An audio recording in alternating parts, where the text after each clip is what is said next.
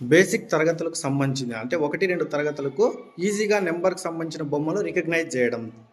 ఇప్పుడు టీఎల్ఎంని చేసాము. ఇప్పుడు ఆ చార్ట్లో ఏముంది నాన్న? పైన ఏముంది అక్కడ? 1. దాని పక్కలో మరి ఇక్కడ మరి ఇక్కడ కింద మరి 1 2 3 4 5 6 అని ఇచ్చారు కదా. 1కి సంబంధించిన బొమ్మలు అక్కడ ఎక్కడైతే 1 అనేవి ఉంటాయో వెతికి ఆ 1 అనే బాక్స్ దగ్గర ఒక్కొక్కటి పేర్చల్లా. ప్రతి ఒక్కదానికి 4 బాక్స్లు వేసాం కదా. ఆ బాక్స్కి సంబంధించిన బొమ్మలు అక్కడ ఉన్నాయి కదా, అక్కడ తీసి నువ్వు అక్కడ పెట్టాలా.